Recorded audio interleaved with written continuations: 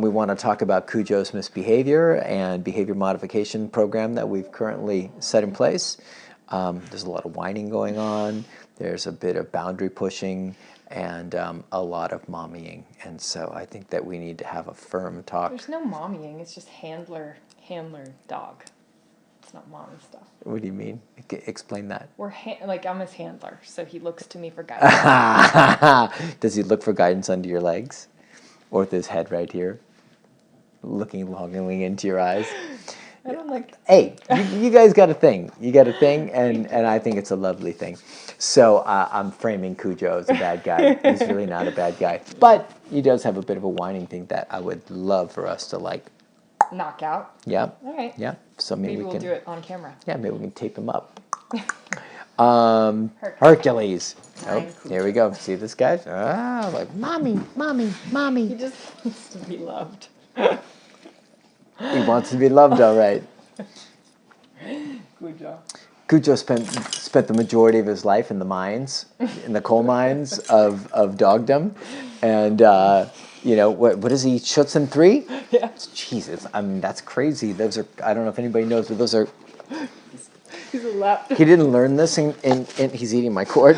He didn't learn this in Schutzen 3, I'm pretty sure, but. This goes to show you what a little wackiness can do in your life. Cujo! Cujo! Stop being a maniac! Cujo! Cujo! I think we're losing our marbles here. It's still recording? All right, Cujo didn't break this. Cujo, yeah. And Belle's going bananas. Cujo. Wow, guys, we've had a full, complete breakdown at the asylum. It was your fault. Please. My fault. Cujo, please. What?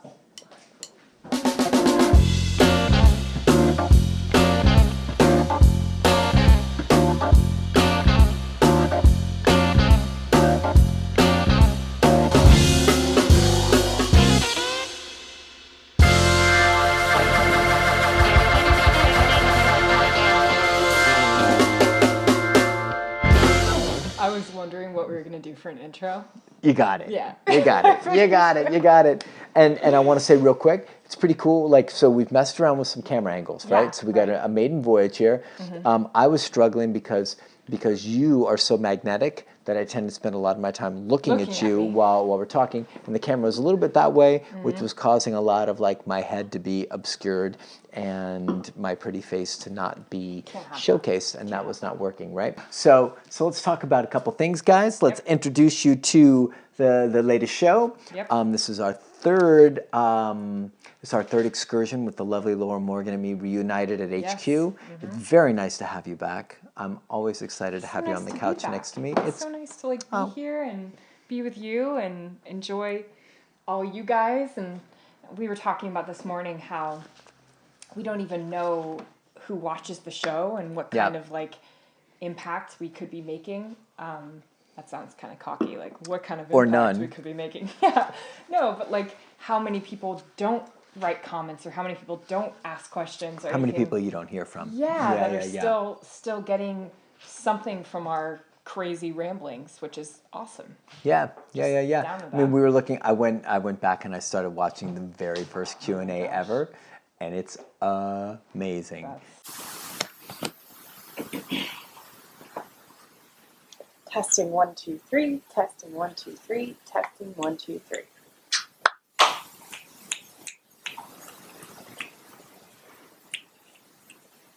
And it is a different experience. I can't wait to see. So, that said, you want to show everybody your nails real quick? Oh, Let's do a quick little update. Nail update. Blue. Today? Do we have a name? Oh no, this is actually Zoom it's Blue. Called, no, it's actually called No Time for the Blues. I like that. It's also got a positive message to it, which is very important. So that's great stuff. We always like to see new nails. Something we wanted to talk about. I know you just got back from Austin. Yep. So you filmed Jeff Gelman's RV dog trainer for 2 days. Yep. You were at, what is it, Red something Kennels? Red Mark Kennels, yep. Red Mark Kennels, which really awesome people. Debbie Watson, right? You know where this is headed. Yep. Guys, hold on to your hats.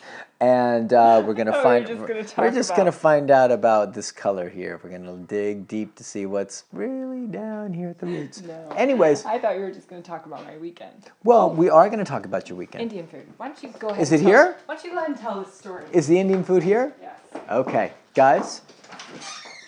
We ordered some Indian food in anticipation of the celebration of Q&A Saturday. So, we got a whole bunch of chaos going on. Anyways, so I'll just rock and roll with this while she's gone. Let's see what I can get into. See what I can cover, what juicy dirt I can share with you guys. So we got a little wine, have a little bit of Indian food. So we got kind of a party.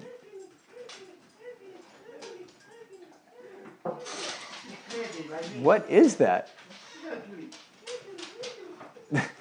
I don't know what's going on out there, guys, but I don't like it. So we're getting Indian food delivered, and Laura's grabbing it, and apparently there's yo, Cujo, Plutz. I don't know what's going on out there, guys. I don't know what's going on out there, but there's madness. Is that the guy saying that? Saying Hercules? So the Indian food delivery guy just tried to make Hercules go bananas. I don't know if you guys could hear that off camera, but like he was like, Hercules, Hercules, Hercules, Hercules. And he was dancing? And Herc was just jumping. Look at that. So Laura was in Texas, Austin, working with Jeff Gelman, shooting, documenting, capturing the magic of his RV dog trainer seminar. She videotaped, she'll be editing and putting together videos, which is awesome, awesome stuff. While she was there, she learned some stuff about the actual facility, and the facility does both board and train stuff, but they also do the special like labs, right? And as Laura presented, they're certified labs. This isn't going to be funny to them. Well, it might be. You don't underestimate the power of your stuff. So Laura was like, "Yeah, they're certified labs," and I was like, "Is that like certified USDA beef?" And okay, here's the real story. So what happened was I got back from Austin, and I was super excited to tell him about like that. Not only did they do training, but they also have like they do hunting and sport, or not sport, but like hunting and like gun dog show stuff dogs, or gun show dogs. Yeah. So they have all of these ribbons, and they're like, and so I was like, just like telling him, I was like, yeah, they're like, this isn't just like any labs. These are like certified labs. Yes, certified. So I think she was talking about like papered, pedigreed, I think that's what she meant by it. But it became a kind of an inside joke about the certified labs, and it's cute. And cute. It is cute. So we're going to move on from that. The reality is I don't know much about that. I don't know much about a lot of things. Let's put it that way. There's some limitations. This is Laura Morgan in Texas. She gets hassled a lot because of her attire, right? She's like, people know her as a dog trainer, and she does all this great work. But if you notice, there's always like a parka, sandals with no shoes. And this one, she's got a camera, coffee. And like she said, it's like a little Norski. She's like kind of getting back to her roots of like the Scandi roots, right? I just love... You love feet that breathe, and you like a warm torso. Come on, let's just like call it what it is, right? What else we got? So we've got this. You want to show this? Yes. This is this gray big bad Zinfandel, which is like... Which you're a big fan of. I'm a big fan of Zinfandel, and this was a client who's also a Q&A-er, Sandra Chrisman. And Eric. And Eric. Her man. Right? And so they had talked about bringing me this wine a little while back, and then we saw them again. I didn't get to see them because I was in Texas with Certified Labs. With your parka. With my parka and sandals. But they had this, they brought these by. And because they've actually brought this before and you were really in love with it. Yes. I think I'm going to buy, you might owe them something. Pay, for that. Yeah, I think they just invoiced you. Okay. I'm trying to slide by and not pay. So anyways, they came over for a follow-up visit with Laz. If anybody remembers Laz, the very fearful big guy. And we made some nice progress with them. Make sure you correct that whining guy over there. Plots. There you go.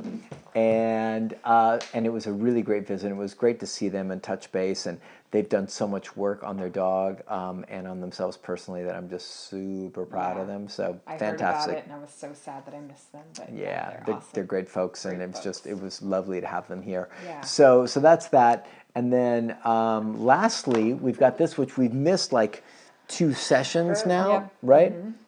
Hi. So this is from Tiffany Brown. Yes. Right? Tiffany Brown is located, what, in Boston? Boston. She's right? a fellow trainer. Yep. She's awesome. She shadowed with us. Yep. And she sent that, and she didn't tell us that she sent it. So it was Right. like our It's a kind mystery. of like mystery gift. Yeah. And then she finally sent us a message like, hey, did you guys get my gift? I'm like, We're like, Tiffany. where you been, lady? This you put on a stick, and we put it in our front yard. It's Right. like it's a mountable It's got a sort of pole, and thing. you can like Yeah. put it there. And then if awesome. dogs misbehave, you can like chase them around with it, Yeah. right? Not Beat 'em hit over them the with head. it. No, Oh, no. oh. Just chase them with it, right? So there have to be distinctions there, guys. She gets a little carried away. A little vino under the hood, things take an ugly I turn. really thought you meant beat them over the head with No, a little piece of wood. no. I mean, Cujo could take it. He could. Yeah. I'm a more considerate, thoughtful trainer.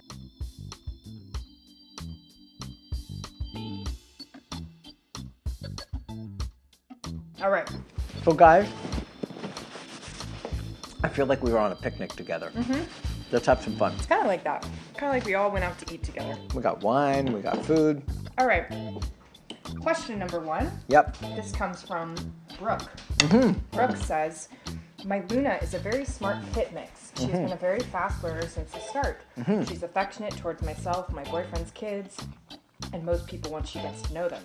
Problem is that she's highly sensitive to any noises or new people coming into her territory. She barks like crazy.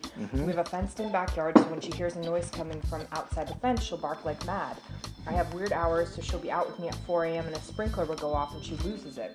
I'm afraid of waking up the neighbors. I can't refocus her. It's the same with new people that come in the house, mostly male. She's down with the protective stuff, but 5 to 10 minutes she's barking at them. She doesn't growl or act aggressive. She's just going crazy. Oh, not hiccup. Anyway. Just happened. Yeah, so she's like on walks at the condo. She's fantastic about leaving people and other barking dogs alone. No crazy barking. She is?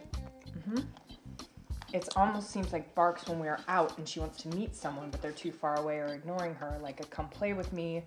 I have her trained on prong collar, which led her to our success with walks, but haven't tried an e-collar. I'm not opposed to it. Okay. Time for me? Yes. In between bites? Guys, bear with me if there's any Indian food stuck in my teeth. Okay. So, Brooke, you got a stressed out dog, right? You got all this barking stuff.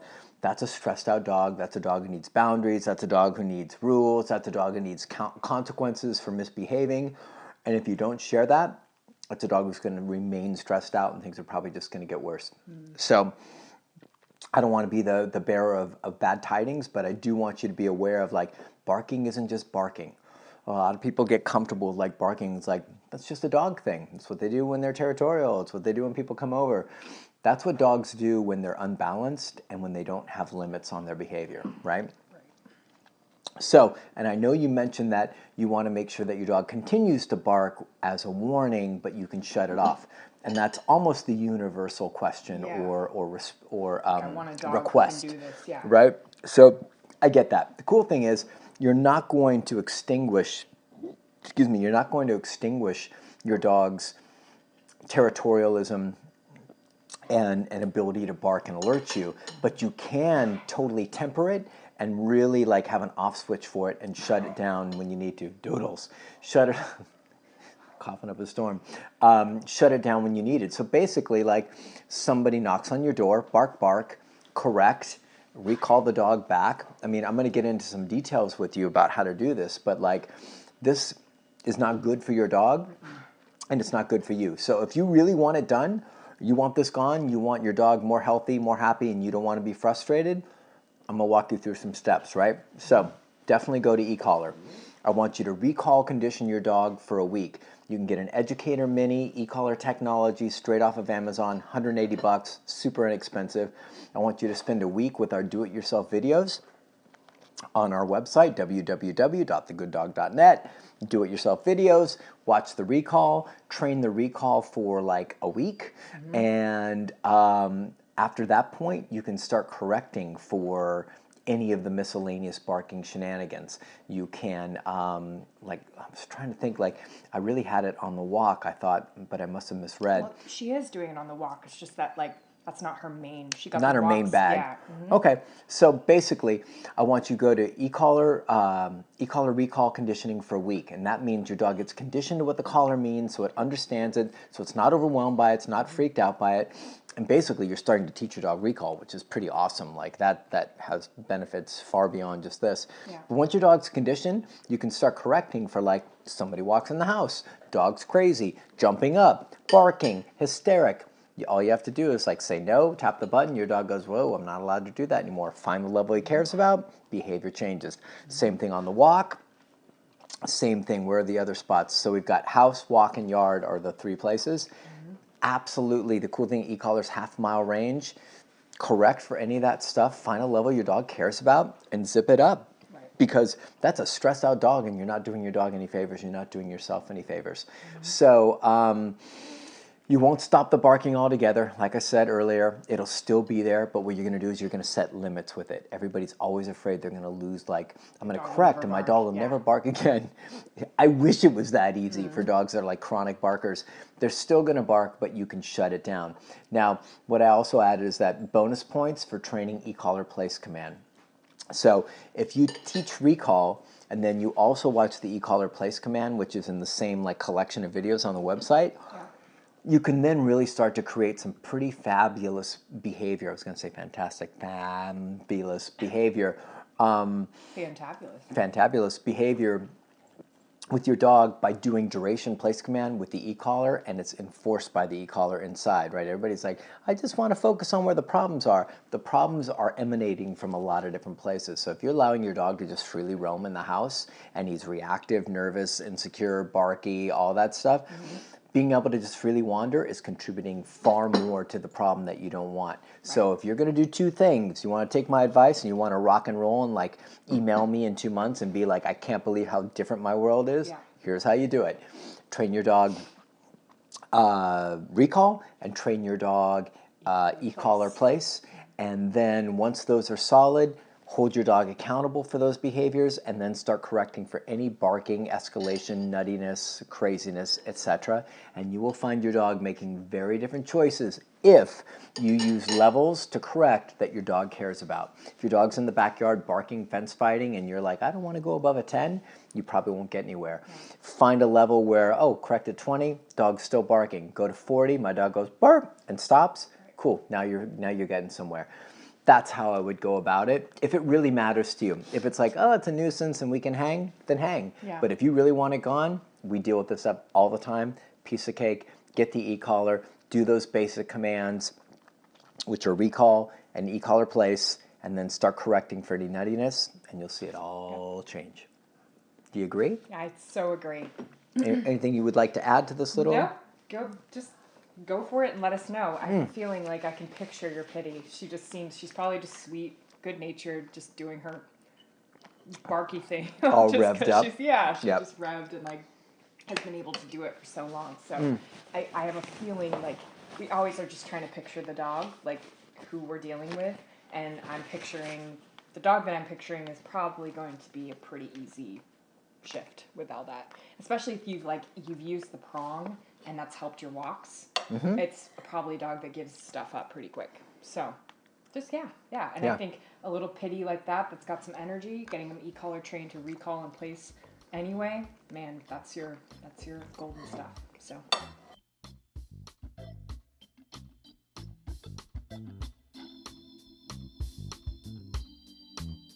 Okay, question number 2 comes from Misty. Misty says, Hey, Misty. Hey, Misty. I rarely see muzzles being used. Do you use them? And if so, would you use it with e-collar training as well? Wondering if that might be something I could use to keep things safe, but giving an opportunity for my girl to do the right thing while our other dog while we e-collar train. Cool. Misty, I just want to say, Indian food, makes dog training so much more fun. Anyways, I digress. So, do we use muzzles? Do we use napkins? Do we have table manners? Let me get this party under control. Okay, so absolutely, we use muzzles all the time. Any dog that comes in here with any questionable behavior towards humans or other dogs has to be muzzle conditioned before they ever come in. Even if it's like light stuff. Yeah, we make it happen. Yeah. So what does that mean?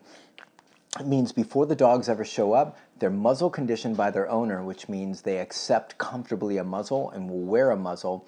They'll put it on and they'll welcome wearing it without having any freak out or stress escalation or anything like that. So we absolutely believe in muzzles, and we use them all the time when we've got dog-to-dog aggression, or if I've got a serious case like a Gus or something like that, they wear those muzzles until it's safe for me to work with them. So if you look like through my Instagram or other photograph stuff, you'll see a ton of dogs that come in with muzzles. They don't typically have to wear them too long, but we use them all the time.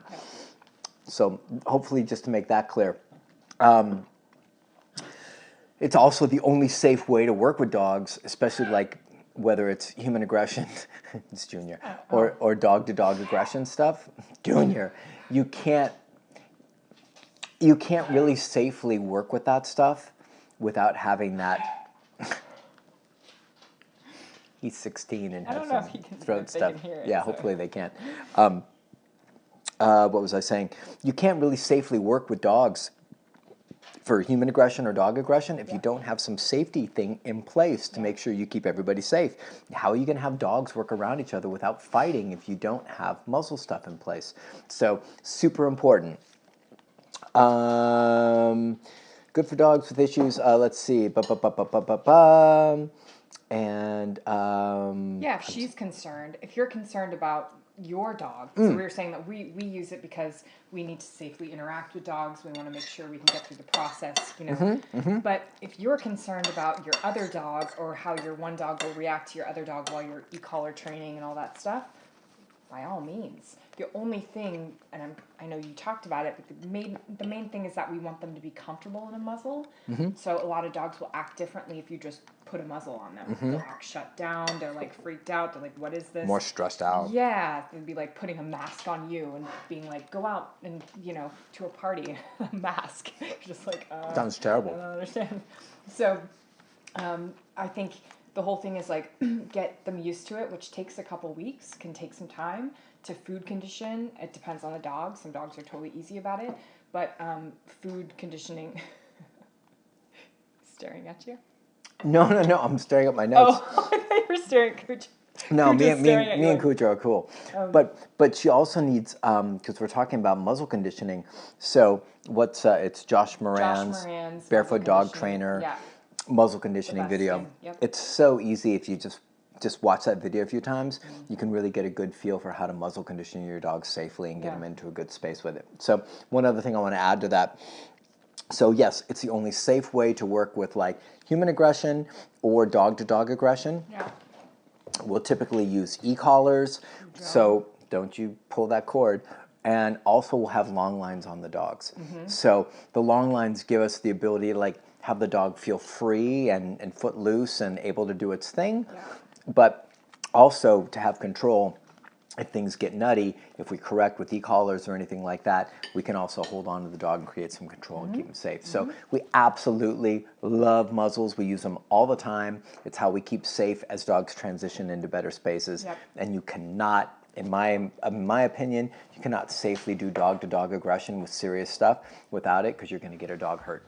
So hopefully that helps. Cool.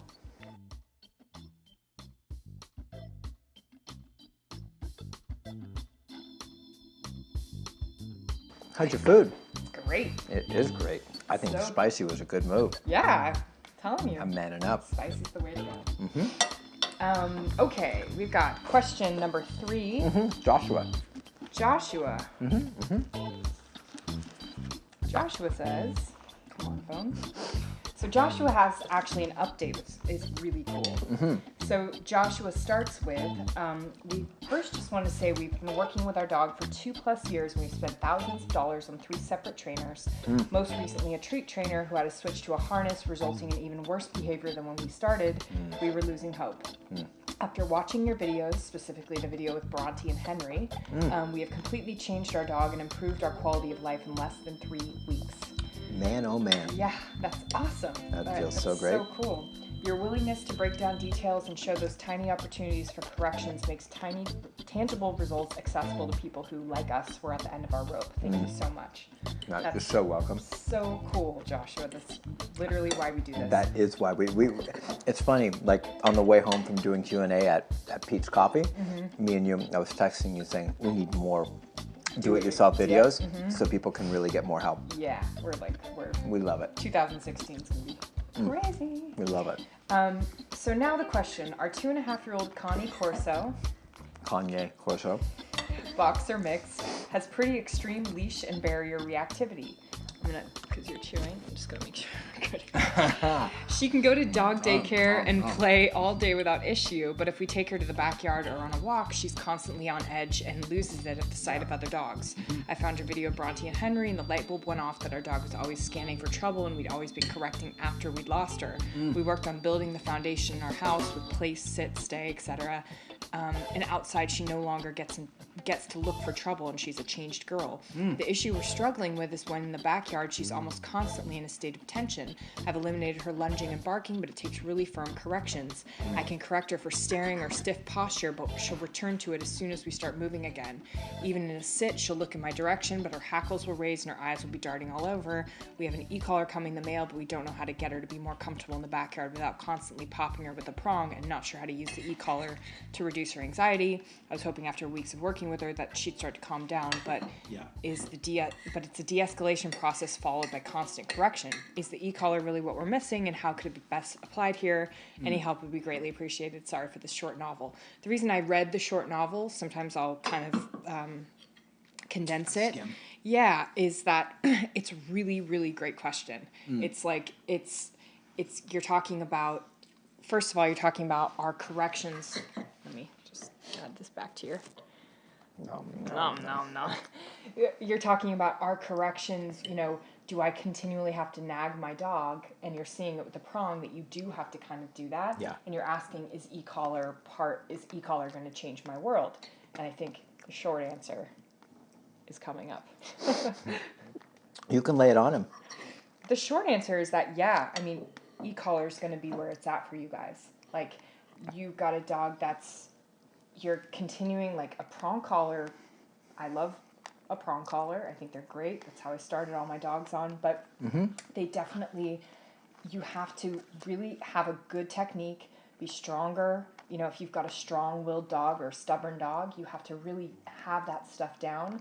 And with an e-collar, you could be so neutral. You can so hit limitations where they don't care about it. Absolutely. Yeah. Oh my gosh. If I have just a prong on my dog Hercules today, not like years ago. Yeah. Today, if I just have a prong on Hercules and he starts to get worked up over a dog, which he has had since I've had him when I had him at the start.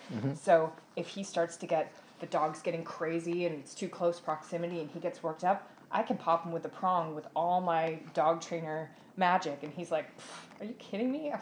I'm a big pit with a big thick neck. I don't care about that." Such a different response. Totally. Yeah. But I can be on a 10 on my e-collar and give him a little tap, and he goes, "Oh, okay." And why is that? It's a different form of pressure, and the e-collars tends to de-escalate dogs as opposed to like escalate them. So you're going to see such a different thing just by having your e-collar in hand, not having to, we tend to give a lot of frustration through the leash pops and all that stuff. A lot of physical. Yep. So you're not going to have to do any of that stuff. You're just going to tap of the button, and it's going to cause your dog, instead of like scanning and getting worked up from that sensation, they're just going to, and it may take higher levels. I'm not saying 10 is the only place you can go, but it's I'm just going off right now, but yeah. But that's a good going off. You go, lady. So, Joshua, like Laura said, much more eloquently because she wasn't like chewing at the same time, Here's the thing with prongs. Prongs are really great. There's a lot of limitations to them. Yeah. Dogs know you have to be right next to them to correct. Yep. You can have them on a long line, but it's still a different story. Yeah. And the constricting, like the way they Pressure. constrict around the neck and share pressure like that can really lift a lot of dogs up and keep them stuck or keep them keep them stuck, but also make them way more intense and frantic and lose their marbles, right?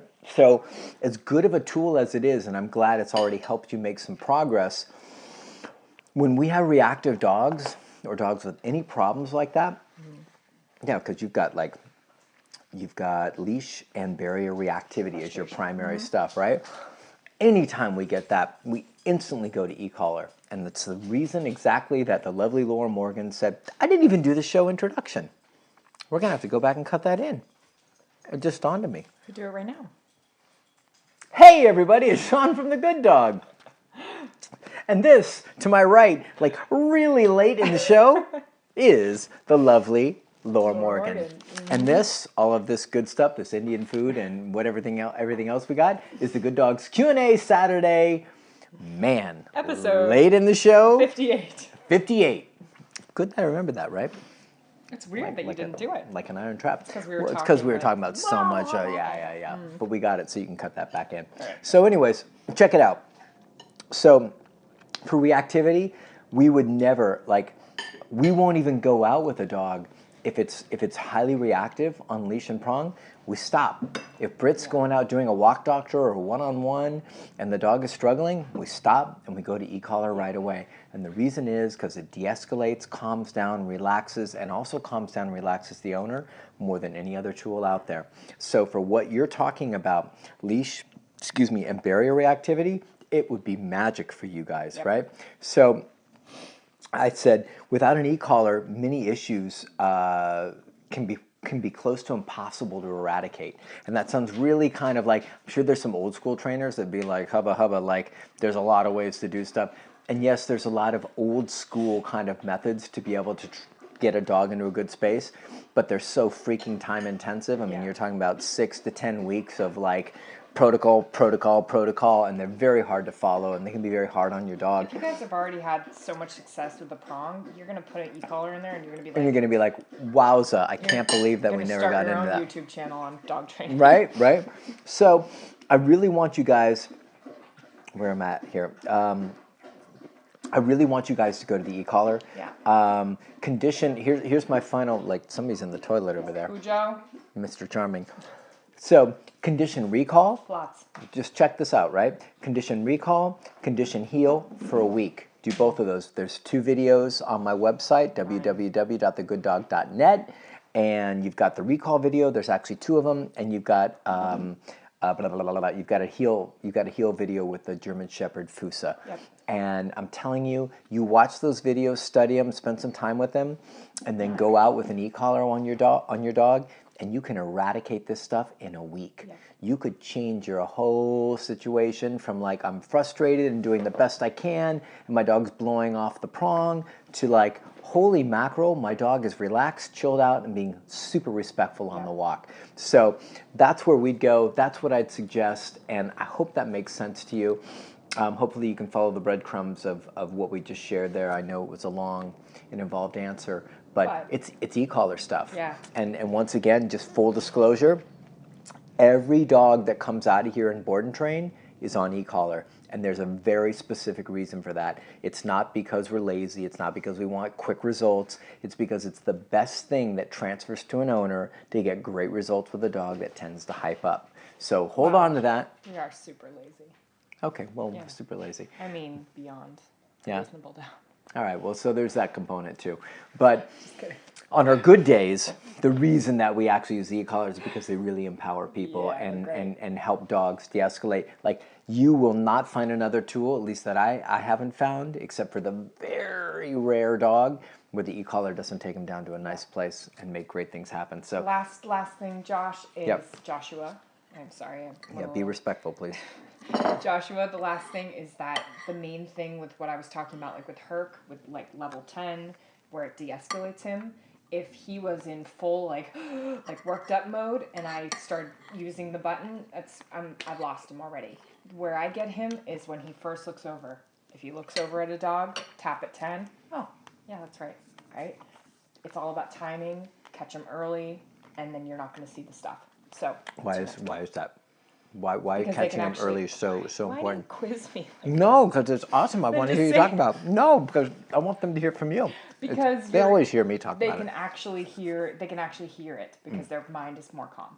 So when they're worked up, it's like me asking you a math problem after you've been in a car accident. You're like, "What Great are you talking explanation. about?" Yeah. Yeah. So if they're in a more calm, like more like a level 3, 4, you can tap at 10 or whatever the level is for your Yeah. dog, and the dog actually can hear it. But other than that, they're gone. So What she said is so right on the money. And the reason I asked her to do it, even though it put her on the spot, is because you guys hear me say things so many times in a similar fashion. Yeah. And Laura, just because she's a different person, has a different way of presenting that information. And that's so incredibly valuable. The thing, I just put up a post, Low and Slow, and I'll wrap this up right now, but Low and Slow was all about people struggling with e-collar and reactivity on the walks. Yep. And they start off, they go too low, the level on the collar's too low, and they're too slow to react. Yeah. And you put that combination together, and your dog's going to work right through it and explode. And then once he's exploding, you're going to I dialed up to 80. Yeah. It's too late. Like Laura said, the split second you see the change, you go after it at a high level, nice and quick, and you'll see massive changes in your dog. That was a great answer. thank you. Nice under pressure.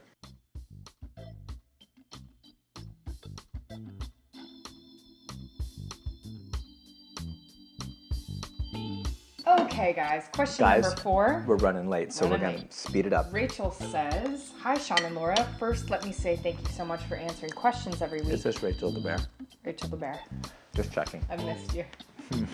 She says, "I don't have the opportunity to watch every week, but when I do, I often pick up some great tips that really make our lives, canine and human, so much better. I love Fantastic. the information, but what I love best is the encouragement, positivity, and empowerment that comes across as you answer endless questions." Oh, Rachel the bear. Fantastic. We miss you. We miss you.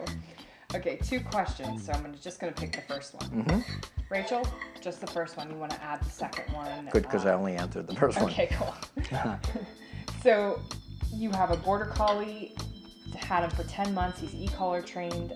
He's a rescue, prong collar trained, respectful, obedient, calm. We don't know what his past was. But we do know what we want his present and future to be. Nice. Good So place to be. when he's tired or waking up or suddenly woken up from sleep and you reach towards him, he'll snarl. Most of the time he'll only snarl if you're reaching towards his face. When he's awake, he's happy and normal and it never occurs. Also, if he's tired and I give him a known command, like if I try to brush his teeth or open his mouth, he snarls. No nipping, no lunging, no snapping, but he used to do all of these. Sometimes I can see that it's fear aggression, and sometimes I feel like it's snotty and his attempt to be left alone. Right now I tell him no when he snarls and try to keep my hands right where they are until he relaxes. How should I handle this? Any idea with a rescue how long he will wake up ready to defend and fight? Any ideas on how to minimize this? Rachel the bear. Gotcha. Rachel, it's kind of a tough one. Yeah. So, I don't think I heard that the first time through, but that time I heard it. He used to do it. Yeah. So basically, you've had a dog that's been kind of snotty in the past, Yep. and sounds like you've got him into some better behavior. Yep. But here's what I wrote for you, right? So my first question was, how is the dog everywhere else? Is he perfect? Now that means, is he respectful, responsive, listen to every command? Is he awesome in every other context? And to me, it really sounds like he's not. As long as he's cool, He's happy. as long as you're doing things and towing the line the way he wants, Yeah. you're good, right? As soon as you, oh, there goes the Indian food, it's sad. As soon as you start saying like, I need to do this with you, I need to check your teeth, I need you to open your mouth, I need to wake you up, you're getting some pretty snotty, defensive behavior, and I'm just not down with it. So if that behavior was going on here, boy, I'd have a hard time with it. So for me, it'd be something, like I said, personally I feel this is snotty, boundary setting behavior. I'd correct it with an e-collar and a prong. Those are my notes to you, or an e-collar or a prong. So I'm not sure which tools you're using, but allowing this dog to snarl and set boundaries for you. An e-collar and a prong. So. She's using both? Yeah. Awesome. So here's the thing. Next time you're going to make sure the e-collar's on, and next time you go to interact with the dog and, open his mouth, check his teeth, brush his teeth, or wake him up, and if he gives you any crappy stuff, I'm up on that e-collar and bang, right? Because I know in my heart of hearts that dog can give you better behavior than he's giving you. I guarantee you that's choice stuff.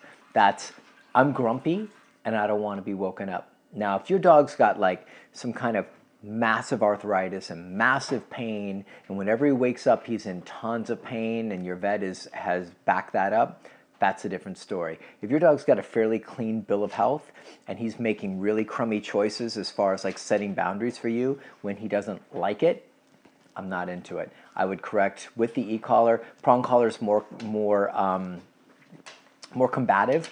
It's more challenging. Let the e-collar be really neutral and just let him know, knock that crap off.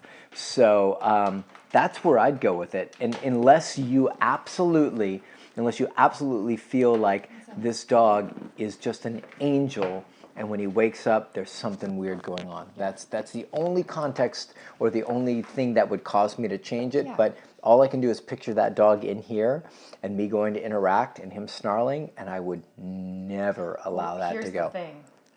I don't think it would happen here. So it's a good thing. So explain to the folks. Yeah. So we wouldn't see that because every other moment is so locked down here. So and accountable, and the dog's on his best behavior. So we've had dogs that come through here, a million dogs that have a similar sort of thing. Oh, he growls when he's, or if you touch his paws, he growls, Yep, absolutely. When he's tired. Great reminder. You can't and we don't see it. We touch the paws, we touch the tail, not to taunt the dog, but just to trigger, work to see through what, yeah. And counter condition it if it is an issue. Of course, if the dog has a physical ailment, it's so different. Different story. Yeah. You're talking about a healthy dog that you've done all this training with, and he's been great, and he used to have snotty stuff, and now he's doing this stuff. If he was perfect, I'm talking Bell perfect, and then he had this one thing, I'd be like, we got to really counter condition it, see what maybe there was something see what's going on with him. What's going on. Yeah. But my guess is that what we usually see is that people that have those types, or dogs that have those types of issues, we don't see any of them because we run such a tight ship. So you may need to tighten up everything else that's going on, and we know you're you're great with all the stuff that we talk about, so you know what we're talking about when we say tighten up. Just make sure all those little moments inside the house and all the moments that you're having every other time are super respectful and correct big time for anything like that. Cujo, 9. I think Laura just kind of laid it all out, and it's great information. The reason we don't see that behavior is because not only do we run a tight ship, but we hold dogs accountable for behavior. And if somebody raises his lip at us, there's going to be a correction, and the dog's going to learn that choice is a bad choice. What's happening? Yeah, I know, because we set a tone early on. We set a tone with everything else, so the dog's like, oh, it's kind of like if you're in some place or you're with someone who holds you accountable for being late. It's really on you about certain stuff. If you have a boss who's like, oh, no problem. Or you have a boss who's like, 5 minutes after. All of a sudden you become your very best self. You're like, ooh. You're there 5 minutes early. You're 5 minutes early. Also, you dress a little nicer. You every little thing, oh, I'm going to write that a little bit nicer on the page. It's not because you scared of them, but they're actually asking They're for holding the respect. you accountable. Yeah. So it's that same stuff. Yeah, so that's what we do, and we don't tend to see that stuff, but if you are seeing that stuff, let's get rid of it. Yep. Grumpy dogs making bad choices just because they're tired, unacceptable stuff. So let's get rid of it and report back and let us know how it goes. Yeah, thanks, Rachel. Cool, thanks, Rachel.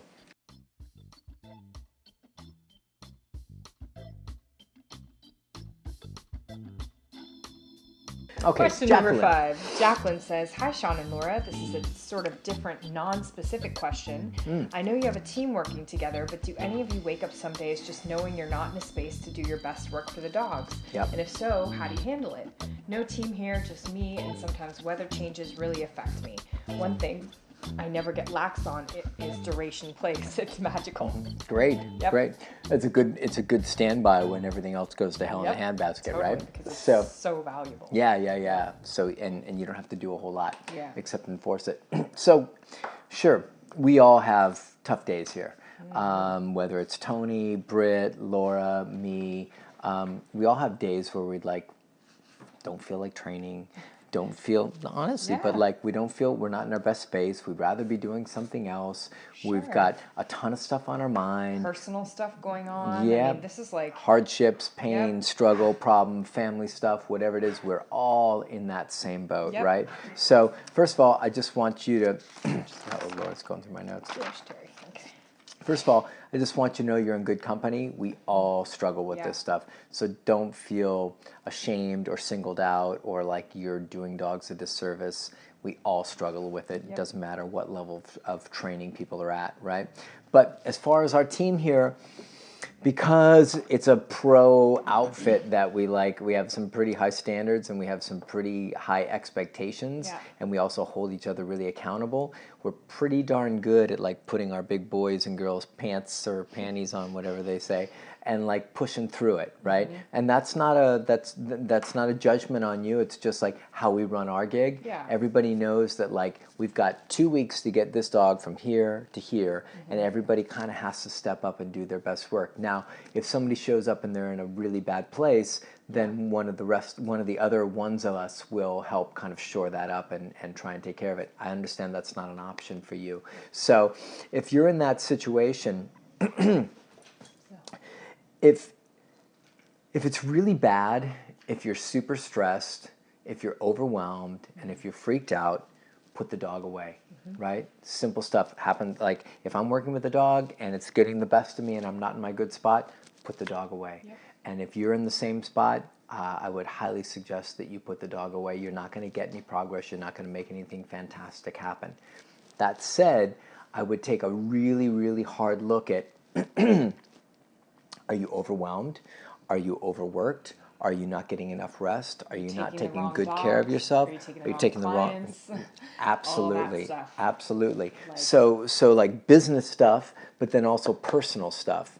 And how are you taking care of yourself? It's so easy when you're doing this stuff to want to take on more. I mean, I remember the old days with us.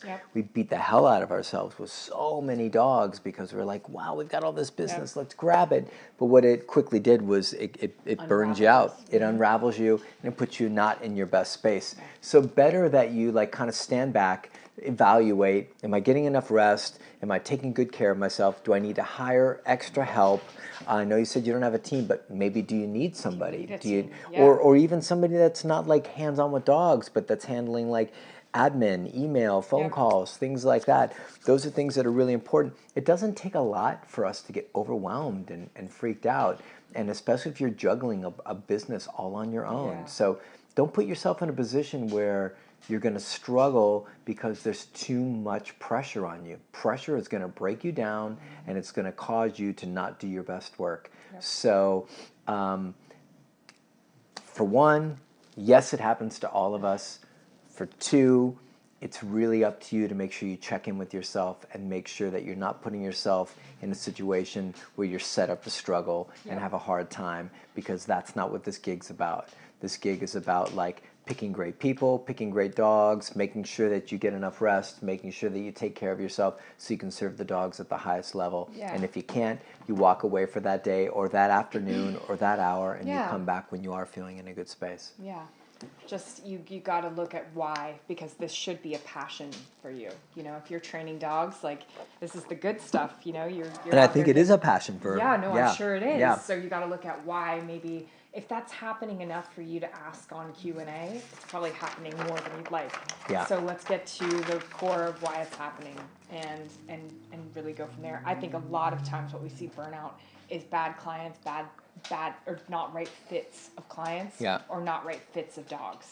I know for myself, whenever I am have been in a bad client situation, and I mean bad, not the right fit situation, I'm like, get a little, it's overwhelming. Frazzled and Yeah, worn the dog's down. already a problem, and then you've got this other thing, you've got this other piece. So you really need to look at the whole picture. Yeah, and just to build off that real quick, that's why we put so much emphasis on the right dogs. Yep. I'm sorry, on the right clients, right? Yep. And the right dogs. Yeah. So, Which is kind of the right clients. yeah. So we put so much emphasis on who comes in this door that you've got to be fantastic and you've got to be the highest level teammate, and we got to make sure the dog is right for the program and is right for whoever's training him. And if you're finding yourself any of those situations not being right, you're going to struggle, you're going to be overwhelmed, you're going to be freaked out. So check in with yourself, let us know what you find, and I know there's an answer. It's just about adjustment and finding your space to where you can find what works for you so you're not stressed out. Yep. And then, of course, just don't beat yourself up when you have a crappy day, because we all have crappy days. Can't do it. Yep. Can't do it. Cool. Okay, Jacqueline, let us know. Take care.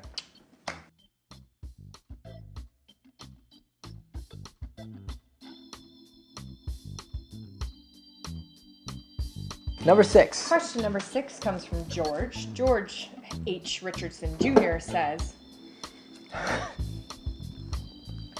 he says, Go. Get out of here. go lay down. Go. It's the 16-year-old dog, once again, trying to Says, like knock the camera over. I have a 3-year-old Connie Corso, Kanye Corso. American Bulldog mix. Yep. Whew, challenging. She's very playful and friendly to everyone. But when we go on walks, she goes bananas when she sees squirrels, birds, cats, and especially other dogs. I've used a choke, harness, and currently the prong, none of which are working. She still pulls and jumps up and down, sometimes even twisting while in the air. She has no problems playing with the neighbor's dog or meeting new people, other than wanting to sniff their souls away or jump in their laps, but yet protective of everyone in the house Did you except say me. sniff their souls away? Yeah. Awesome. Awesome language. Any suggestions would be appreciated as how I can get her to act normal around neighborhood dogs and cats. Did he say what he was using tool-wise? Yeah, prong. Prong. Okay. So once again, guys, this takes us back to a couple questions ago when we were talking about reactivity and prongs, and I can't share this or implore you enough to scope this out, but like, prong collars are awesome. I've got a whole DVD on prong collars, but when you're dealing with like highfalutin reactivity, it's not on its own the best tool to go with. You gotta go with e-collar training in order to have a real shot at knocking this out, right? So what I wrote for you, George, is we always go to e-collar for reactivity. I wanted to make sure that that was like really clearly shared with you, that any reactivity cases that are like anything but the mildest, we always go to e-collar. We use a prong collar simultaneously for direction and training with the e-collar, but we always go to an e-collar because nothing is going to give you what you want like an e-collar. So all the stuff like that you just shared, I can picture in my mind exactly what it looks like, and I can picture exactly how to calm that dog down by doing e-collar work. So I'd order a mini educator. I'd teach your dog with the prong collar on, e-collar heel, which is FUSA the GSD on our do-it-yourself videos, and watch our do-it-yourself videos in a greater number so you can get a feel for the actual, a bigger picture than just e-collar heel. And I would love for you to do e-collar place and recall and like actually like, yeah, I mean, if you do, like, I always go back to the basics. Like, if you can do e-collar heel, if you can do e-collar recall, and you can do e-collar place, man, you've got like is it triumvirate? The triad, the trio. Triumvirate? Yeah, What is that? You guys know what I mean, right? Okay, we'll get back to that. The trifecta, you mean? Well, a trifecta too. We'll throw that in there. A lot of tries. Try me. Little James Brown. Okay, so if you will do the trifecta of e-collar heel, e-collar place, and e-collar recall, you've got the magic happening, because you can call your dog to you, you can tell your dog to go to a place and not move, and you can have your dog walk on leash like an angel and correct for any madness. I'm telling you, it will change your game, it will change your life. It sounds too simple to be possible, but it works. Yeah. Order the mini educator. Just like I said, you can get that off of Amazon, $180. Watch our do-it-yourself videos. And then the last thing I'd add to that is if an e-collar is out of the question for you, if you're either live in a place where you're not allowed to use it, or it's something you're not comfortable with, or you don't have the budget for it, then I would go on learberg.com and I would order a dominant dog collar. And this is kind of like, it's not nearly as awesome as what you would get with the e-collar stuff, but it can be a viable solution for reactivity on the walk. It's not going to create the place command or the recall, but it can help de-escalate a dog that's being nutty on walks. So you have to order it, you have to custom fit it, and it's probably $30, something like that. But it's a high-fitting, really snug slip, like nylon slip collar attached to the leash. Dog goes nuts, apply pressure up. The dog goes, whoa, that's not so cool. I can't breathe so well. I'm starting to relax. You relax the leash, and the dog learns every time I see a dog, I should chill out rather than escalate. So that would be like my bottom of the barrel recommendation, but everything else I suggested to you would be the top of the barrel and really would get you into a good space. So hopefully that helps, George. Yep. Cool.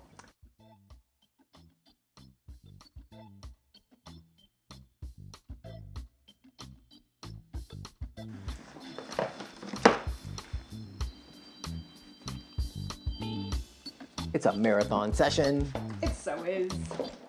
Okay, we've got question number 7. This comes from Terry Chrisman. Terry's been around for a long time. Do you remember her? Terry and Belle? Of course. Yep. Terry says, I have made great progress working with Belle on her reactivity to other dogs. Yep. She understands that reacting to another dog is not the best choice for her to make. It took a high-level avoidance correction using an e-collar to change her behavior. Now when Belle hears 2 other dogs getting too excited with each other, or a scuffle breaks out between other dogs, she'll get as close to me as possible. It's like she can't get close enough. It's like she's relating the excitement of the other dogs with a correction. Of course, I've never corrected her when other dogs are reacting to one another. Is her response of getting so close to me okay when she hears other dogs getting overly excited with each other? Is this a normal response?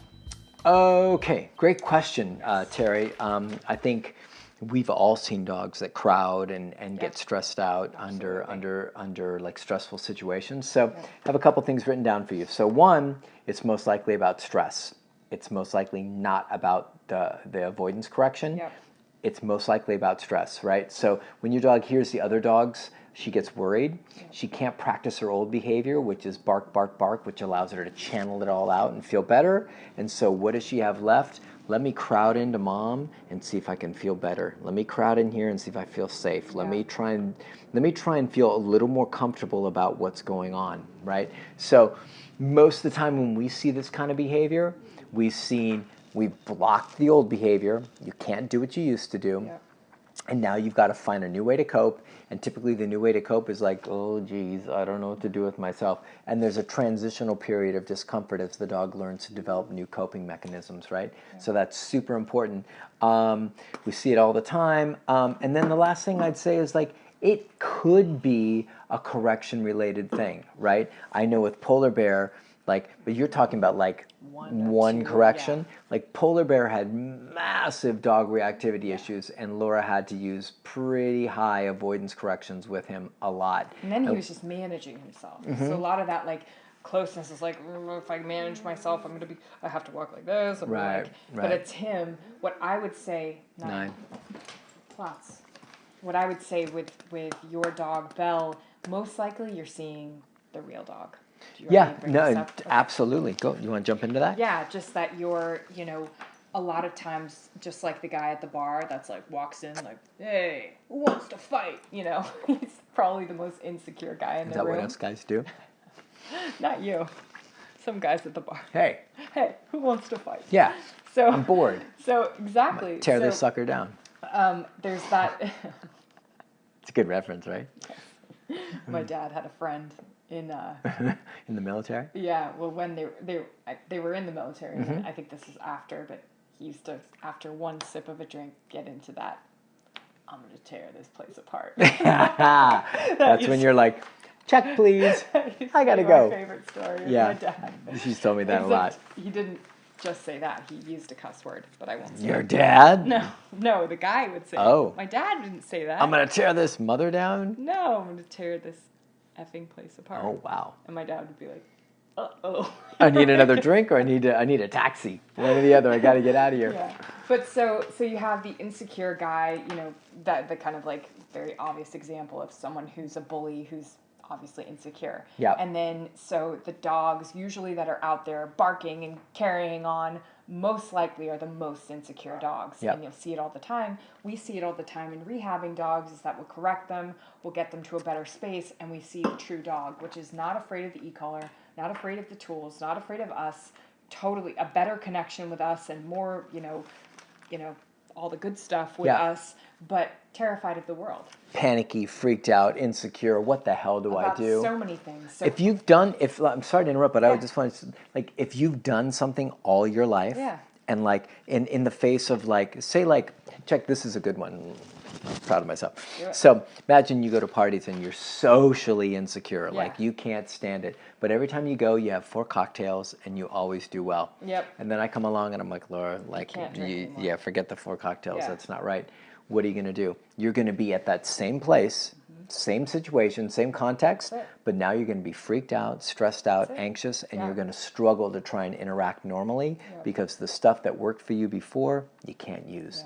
And so, honestly, Terry, I think that that's what you're seeing. I wouldn't put too much pressure on yourself or too much guilt or too much concern about the correction, the avoidance correction. It sounds like it's exactly what you needed. And the cool thing we see with dogs, this is a really cool thing to hold on to, is that just over time, the going through the process of life, like, I can't remember, somebody said this, but like history, and I think they really mean the future, not history, but the future will bear out the truth, right? And what I mean by that is that if your dog's been corrected one time in one context and stopped the behavior, what's going to happen is as your dog goes through life more and more and more, it's going to see that, like, I'm not being corrected for this, or this. It's only when I do this. It's when I do or any of that stuff. And when I feel insecure, my owner's there. My owner is down to, like, give me more space from that situation or not get me near a situation like that or all those things.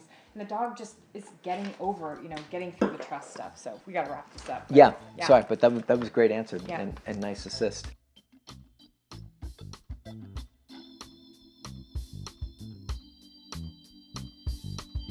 All right, question number 8.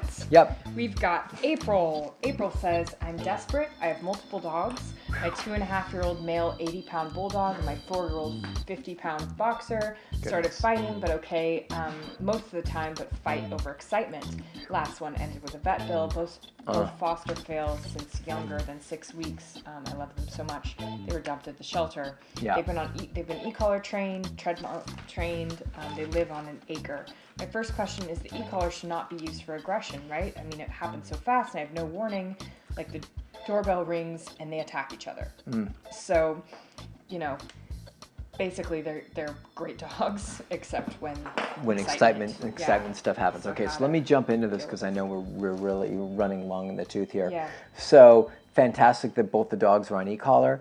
I know there's a lot of mythology around, like, you can't use e-collars for dog-to-dog aggression. It's absolutely not true, but you can't use e-collars by just slapping them on dogs and not teaching the dogs what the e-collars mean and then try and correct aggression. That doesn't work. So what I've done is I've written you up a little step-by-step process, right? So I'm going to read it right to you, and hopefully this can help you. So if you want to get rid of this, you really want to sort it out, it's a pain in the ass and it's causing like damage and it's something you really care enough about to work on because it's going to take some work, here's what you do. Okay, so number 1, muzzle condition the dogs. As we recommended earlier in the video, check out Josh Moran's muzzle conditioning video. It'll teach you exactly how to move through that process to get your dogs, both of them, comfortable wearing the muzzles. It doesn't do you any good to have them be not muzzle conditioned and freaked out and stressed and like start fighting because the muzzle's on, something like that. So muzzle conditioning, number 1, take the time, watch the video, spend a week or 2 getting your dogs awesome with that. That first step. Second step, set up the doorbell. That means Don't wait till life gets the drop on you and somebody shows up at your door and your dogs are chaotic and then you lose, right? So make sure you set it up by having somebody come over to your place, right?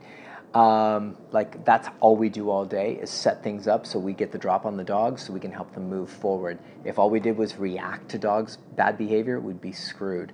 So, and then 3, make sure there's long lines on these dogs. They can be 15 footers. They don't need to be 25, 50 footers, but 15 footers so you've got some kind of control over the dog. I don't want them tight. I don't want the dog to even think there's a leash on them, but you have them in case you need to like pull them apart or anything like that. So 4, and here's where we get into the e-collar stuff, I want, if the dogs are wearing their muzzles, like so picture this whole thing, you've done your work, the dogs have got e-collars on, they've got their muzzles on, they're comfortable with them. You've got a friend coming to the door to ring the doorbell. Doorbell rings, dogs run to the front door. You see the very split second of one of your dogs starting to lift off into that space that causes fights. You roll all the way up and you correct, you press and you hold. And that sounds dastardly. But what we're trying to do is we're trying to create a consequence that is enough value for your dog to say, like, even when I'm excited, I'm going to zip it up. I'm going to let it go. I'm going to move away. I'm going to make a better choice. Now, having 2 dogs, I don't know the dynamic. I don't know if each one will go back after the other or if you've got one primary instigator. But if you do, you might have to like back tie one of the dogs, or you might have to get creative with this. But your primary goal is muzzle conditioning for safety, long lines on for control if you need it, e-collars on, set up somebody so you know when they're coming, and then correct at a very high level, I mean all the way up, press and hold, the split second you see escalation. Don't do it when they start fighting. It's too late at that point. It's when you see the motion, it's when you see the staring, like you see the tension, any of that, bang, that's when you get them, because the intent, the thought is already started, and that's your only opportunity to get them. So yes, you can use e-collars to work on this stuff, but it's tricky timing-wise, and you have to condition the dogs, and they're already on e-collars. They already know all this stuff, so they're already conditioned, so that's a piece of cake. So hopefully that... This is the type of dog stuff that gets dogs like this sent to the shelter. Yeah. You know, they turn into dog-aggressive dogs when it's just because of situational stuff. So what Sean's talking about is just knocking it out so you don't have to make that decision. I know you wouldn't, because it seems like, you know, you're totally in love with these guys, and I understand that. But just you know that a few moments of uncomfortable stuff for a week or a couple weeks or whatever it is, you being super on top of your game is going to make your life with this dog so much better. 5-6 seconds of like, oh man, that's terrible, compared to like going to the shelter or going to the vet or being really hurt or being killed by one of the other dogs is no big deal. Definitely. Now, some people are going to be squeamish about it, but the reason we're not is because we see it work all the time. And we love dogs. And we bring in dogs all the time that have got fighting issues, and we set boundaries with them through corrections where they go, man, that correction is way more valuable than attacking my brother. I'm going to let it go. So that's how I'd go about that, and I hope that helps you. Tried to break it down in nice, simple steps. So cool. Cool. Good luck. Let us know. Yeah, keep us posted. Okay.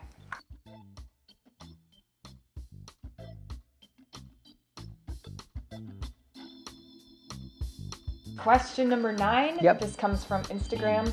This was kind of interesting because Sean posted, we've got a little, we're doing revamp. all new graphics Yep. and revamp for the Instagram, for the website, and for all this stuff.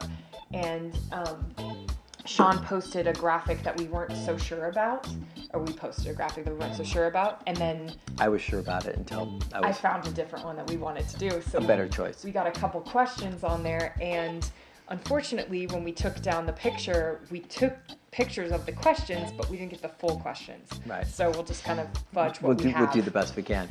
So question number 9 is from Suns Fan on Instagram. Yep.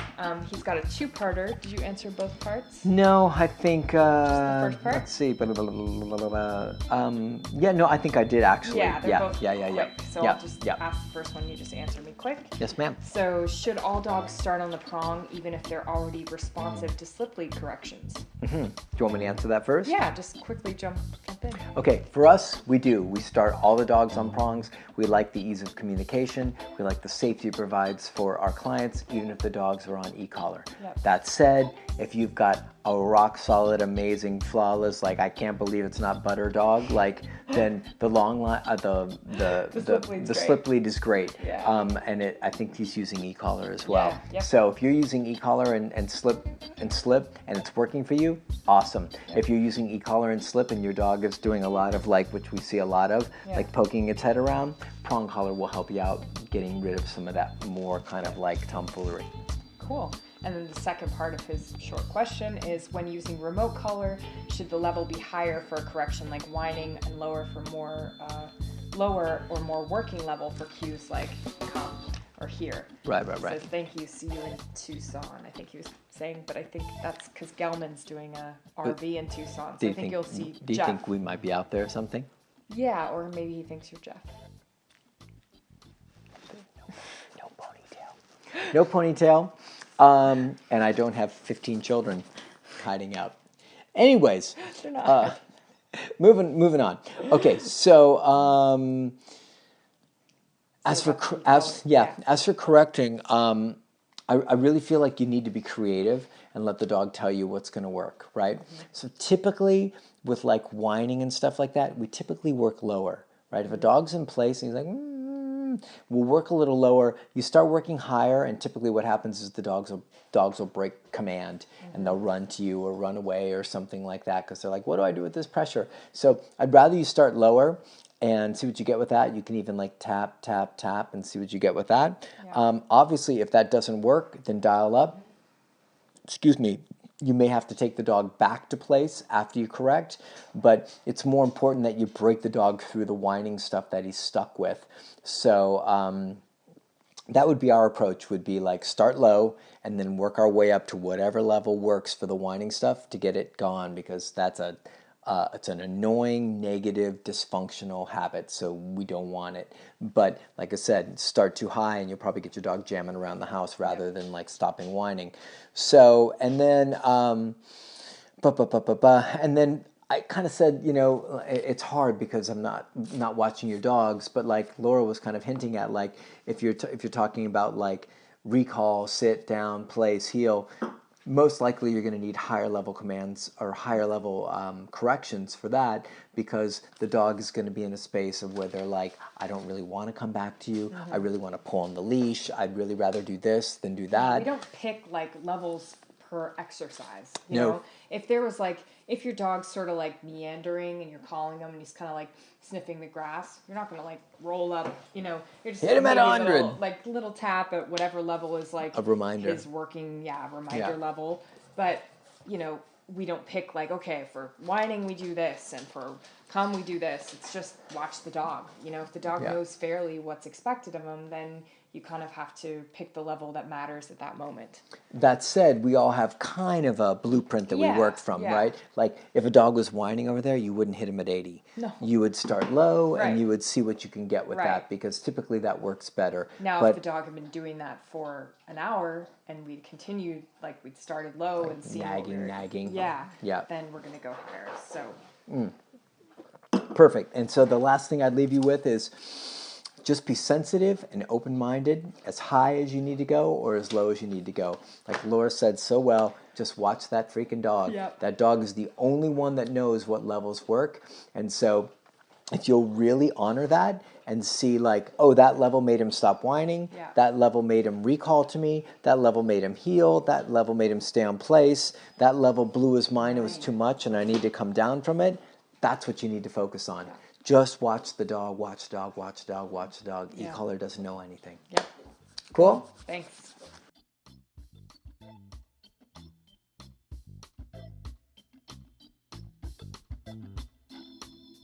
Question number 10 comes from Monty's Shane.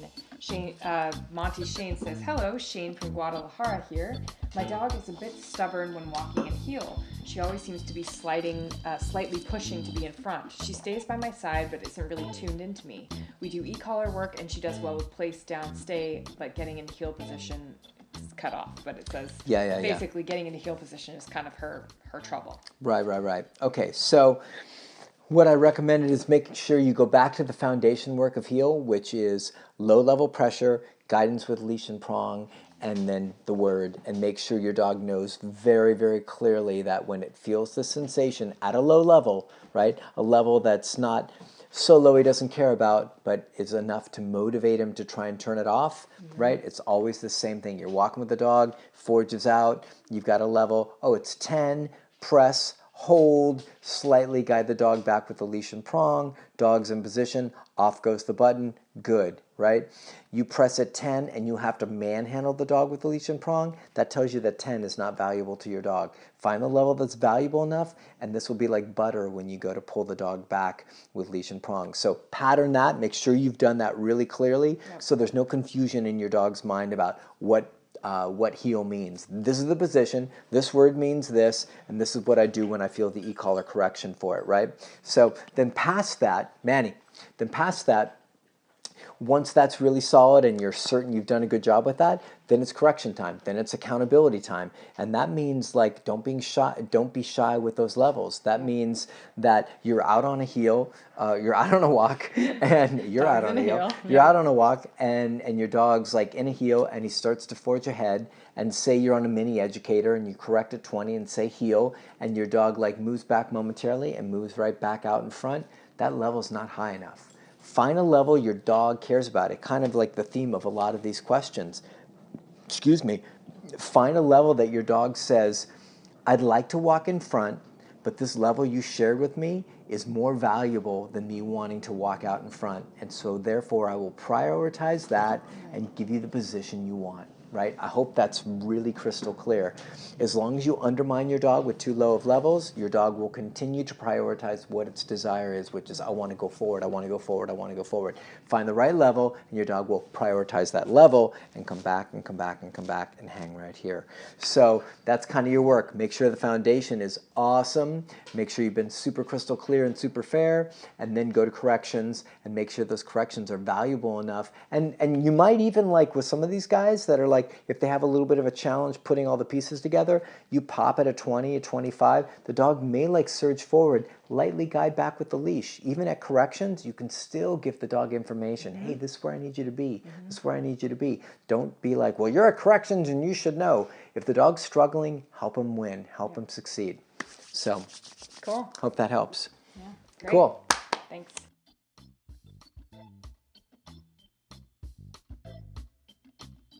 Are we going to do a speed round, or how are we doing? You got it in you? It'll be a quick one. You ready? Yep, let's jump in. Okay. This will be this could be like our longest session ever.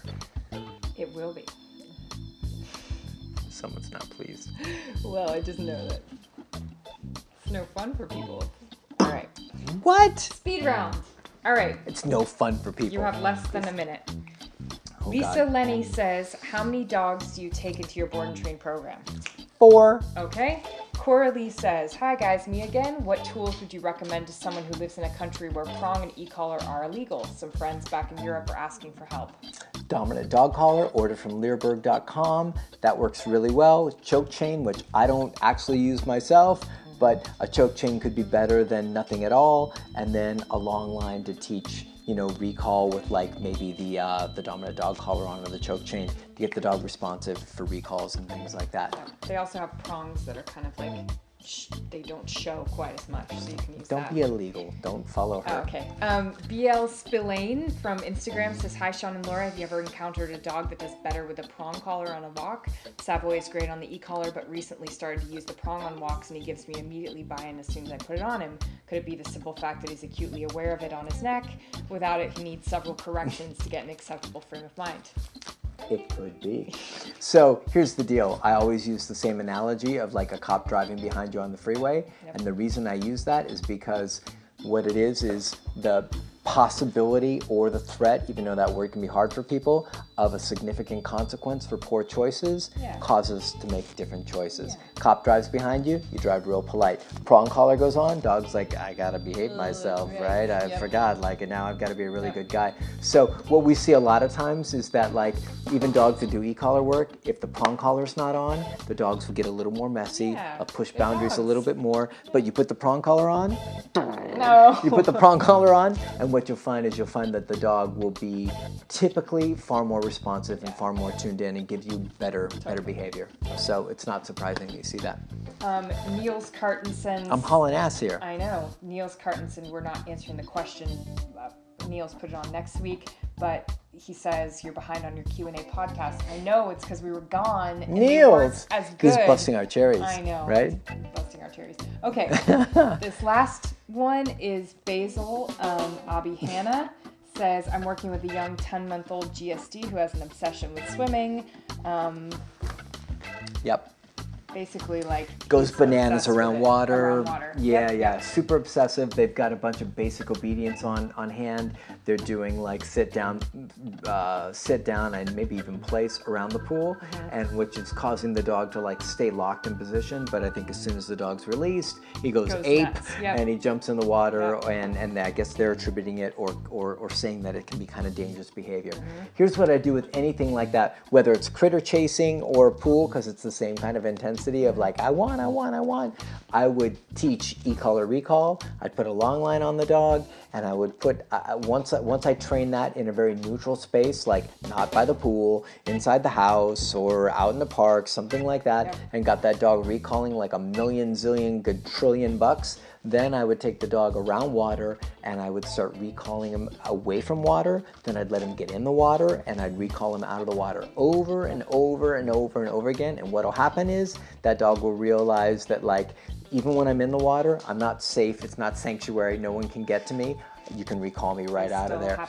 I still have to be accountable, and it'll change some of that obsessive stuff. I guarantee you, it'll put that dog into such a different space. But that's e-collar work, and that, you know, not everybody's into it or down for the work that goes along with it, but like order an e-collar Technologies mini educator from Amazon for $180. Thick for contact points. Thick for contact points. Nice work. Thank you. Watch the recall video on our do-it-yourself videos. Wrap it up. Oh my God. Okay.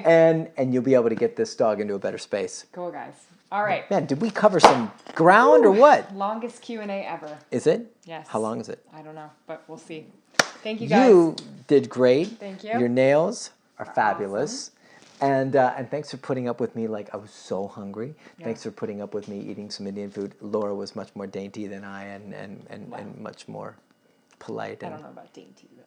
No, you were pretty dainty. Anyways, guys, no more comments about her hair or her nails, because I'm feeling insecure and compromised and challenged. So cool. Say nice things about me, my hat, and that I lost 20 pounds. Maybe that would be a nice thing.